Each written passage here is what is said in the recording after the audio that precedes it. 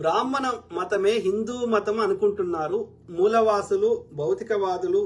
హిందూ మతం అనే పదమే లేదు ఈ యొక్క భారతదేశంలో. ఎప్పటిదాకా ఈ క్రిస్టియన్స్, ముస్లింలు వచ్చే వరకు 7వ శతాబ్దంలో ముస్లింలు వచ్చే వరకు ఈ భక్తి మూమెంట్ ఇవన్నీ ఎందుకు స్టార్ట్ అయినాయి? అందరు ఇస్లాంలోకి పోతారని వీడు భయపడి. అంటే ఈ యొక్క 7వ శతాబ్దంలో ముస్లింలు వచ్చే వరకు భారతదేశంకి ఓకే, అంతకుముందు మతం అనే కాన్సెప్టే లేదు. ఈ శ్రమణ పరంపరలో భాగంగా, శ్రమణ అంటే శ్రామికులు అని అర్థం.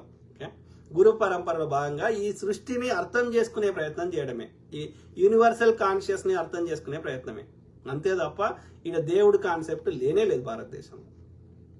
7వ శతాబ్దం తర్వాత ఈ యొక్క ఆ ఇస్లాంకి భిన్నంగా ఈ హిందూ దేశంలో ఉన్నటువంటి ఈ హిందుస్థాన్లో ఉన్నటువంటి అన్ని ఆచార వ్యవహారాలు కలిపి హిందూ మతం అన్నారు. అంతే సింపుల్. గ్రామ దేవతలు అవి ఇవి కానీ కలిపి, అంతకుమించి ఏం లేదు.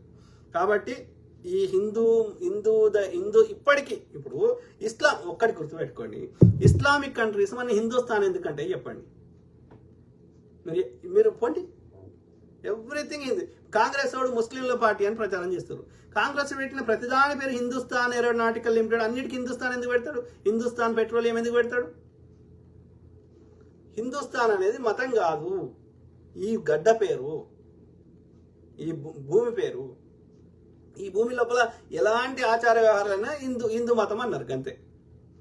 బుద్ధిజం, జైనిజం ఏదైనా కానీ, గురు పరంపర, అజీవకాలు, గ్రామ దేవతలు అన్ని ఈడి చెత్త తెచ్చింది ఆవులు, యజ్ఞాలు, వాడు ఈ సనాతన ధర్మం వాంది ఈ చెత్త. ఓకే, సో బ్రాహ్మణ మతమే హిందూ మతం అనుకుంటారు. లేదు, ఇప్పుడు హిందూ మతం అనేది అదే హిందుస్థాన్లో ఉన్న అన్ని ఆచార వ్యవహారాలు. దానికి ఈ ఆర్యుల యొక్క ఆచార వ్యవహారాలు, ఈ సనాతన ధర్మానికి మనకు సంబంధం లే. గోమాతలు ఇవి మనకు సంబంధం లే, అశ్వమేధ యాగాలకు మనకు సంబంధం లే, నరబళ్ళకు మనకు సంబంధం లే, యజ్ఞాల యాగాలకు మనకు సంబంధం లే, వేదాలకు మనకు సంబంధం లే, రామాయణము మహాభారతానికి మనకు సంబంధం లే. వాళ్ళు ఒక ఇండస్ నదికి అవతల ఎన్నో వచ్చిర్రు. ఓకే, వాని చెత్త అంతా మన మీద రుద్దే ప్రయత్నం చేస్తున్నాడు. అవి మనకి కావు. చెప్పండి, మన అయితే అలా చూపెట్టరు, హిందూ శబ్దం చూపెట్టరు. ఈ గ్రంథాలలో, వేదాల్లో చూపెట్టండి, ఉపనిషత్తులో చూపెట్టండి, రామాయణంలో చూపెట్టండి, మహాభారతంలో చూపెట్టండి. ఉండాలి కదా హిందూ అని. లేదు కాబట్టి మనకు సంబంధం లేదు. బ్రాహ్మణ మతమే హిందూ మతం అనుకుంటున్నారు మూలవాసులు, భౌతికవాదులు, నాస్తికవాదులు పంచభూతాలను మాత్రమే ఆరాధిస్తారు అనే విషయం మన వాళ్ళు మర్చిపోయారు. Correct brother. ఇప్పుడు మనవి ఏమి కష్టపడకుండా మనం అనుభవిస్తున్నాం, లేకపోతే మనం బతకలేనా అన్నప్పుడు వాటి కృతజ్ఞత చెప్తున్నాం. అది గాలైనా, నీళ్ళైనా, లేకపోతే సూర్యుడైనా, భూమి అయినా గంతే ప్రకృతి. ఆ ప్రకృతి అనేది మనం కష్టపడలేదు, అది లేకపోతే మనం బతకలేం కాబట్టి కృతజ్ఞత చెప్తున్నాం. అంతకుమించి ఏం లేదు. ఆడెవరు మనిషి లేడు, మనిషి ఎవరు లేరు.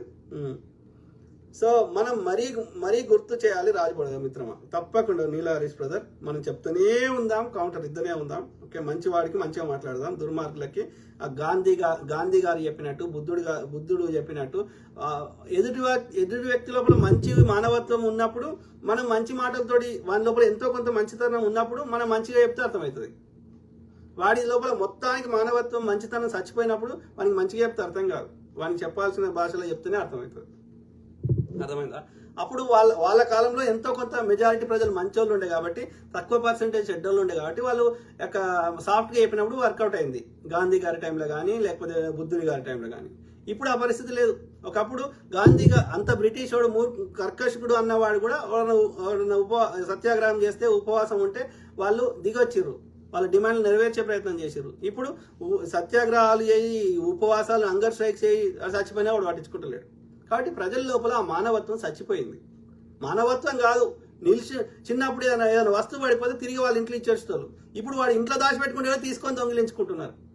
కాబట్టి ఇప్పుడు మెల్లగా చెప్తే ఎట్లా అర్థమైతే, దానికి పనిష్మెంట్ ఇస్తేనే వాళ్ళకి సెట్ అవుతారు. దీనికి అయ్యో ఇది చేస్తే నాకు పరువు గిరువు కూడా పట్టించుకుంటలేరు. కాబట్టి the only way to stop it is, ఆ నొప్పి వానికి తెలవాలి.